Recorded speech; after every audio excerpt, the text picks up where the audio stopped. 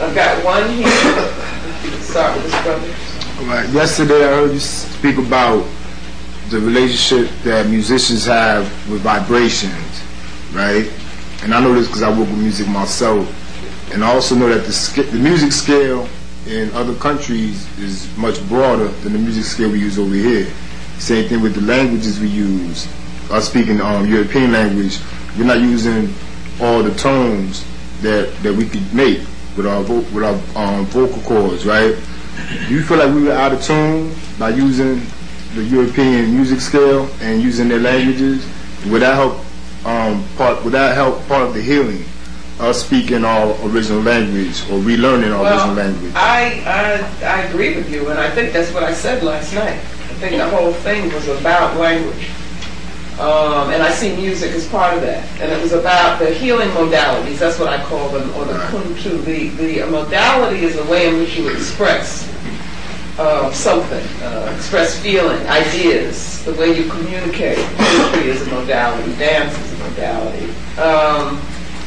And I'm saying that I don't think we can be healed using the narrow, limited forms that, as they are defined within a European context. That's part of what Yorugu is about. I heard somebody said that the book only had 30 pages that were relevant to African people.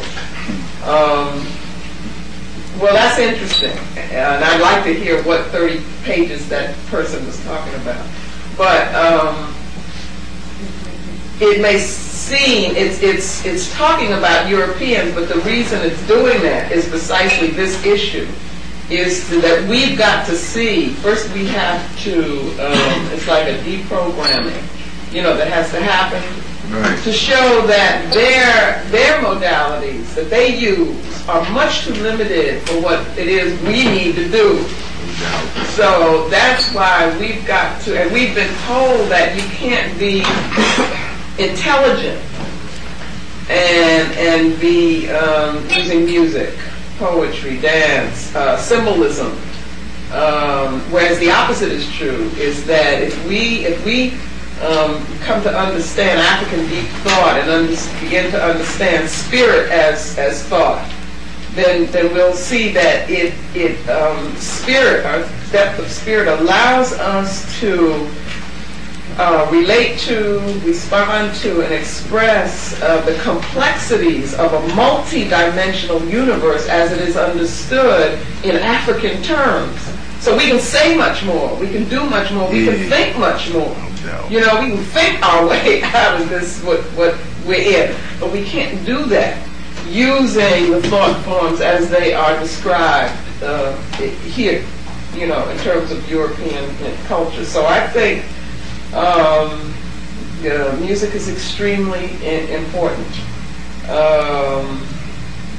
Language is extremely important, and that's why I struggle to reach for African languages and getting concepts from African languages. I wanted to do that. I wanted to, even in the circle, that's how I start in the circle, is if you notice, those who know Let the Circle Be Unbroken, the sections are, the titles of the sections are in an African language.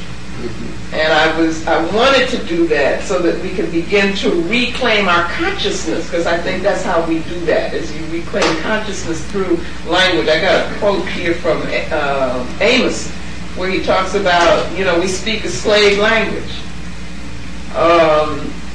and how important consciousness is. So that if we are to have a victorious consciousness, then we've got to definitely reclaim our language. Our language is. There was a brother back there.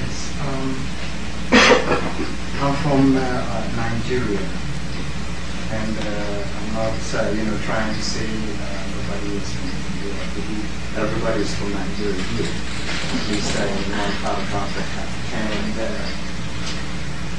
my problem is that a lot of attention has been so much paid to the European incursion into Africa and its aftermath. But what is troubling to me is the absence of concern on what the Muslims or the Arabs have done, because I have, in fact, even today, I like to talk to people, especially, Muslims from Africa, and my take on that is sometimes even more traumatic than the experiences I have talking to Christians, because in the Muslim part, it is very much like when one talks to one, it's like talking to an Arab person. The African places are totally gone. It is like the ghost, you're talking to the ghost of Africa. And sometimes it has been very, very traumatic, especially because no attention or very little attention has been paid to that sector, and the dealing is on the European or the Christian part. I would, if you can, address that, problem. Yeah, I think that's an excellent point, because Urugu does not deal with that. And let me just say how I came to this book was through an understanding of the academy here and the role that it had played in terms of affecting our consciousness, enslaving what we would call mental incarceration. And yet, at the same time, the feeling that most people of African descent have about what they consider to be education, and the assumption that the way Europeans have defined, educational institutions is the only way. And I wanted to show that definition brings with it a particular concept of truth, which has been used to enslave us. But they say it's not a particular concept of truth, it's the universal concept of truth, and it's objective concept, and so forth. And I needed to be able to show that. That's not so easy to do. So that's the focus on European, is because of what they have done intellectually. I think more than any other group of people, they have used the intellect, so-called intellectual forms and conceptual forms and language and all of that, and formal education. They have used it to colonize and to enslave. A work needs to be done which deconstructs,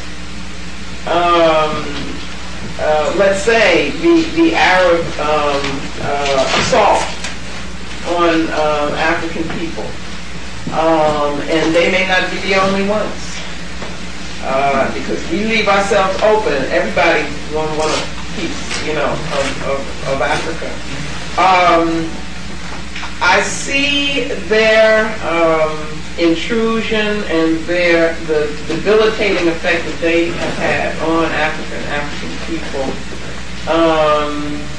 functioning a little differently than the European assault. It hasn't been as much through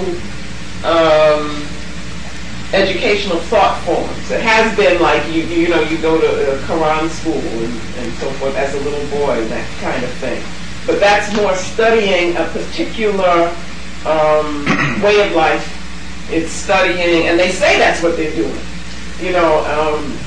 Studying a particular religion, and you're becoming trained in that, and so forth. I think that the Arab assault has been pretty much openly aggressive, dominative, exploitative in terms of the enslavement, of African people. It hasn't been as difficult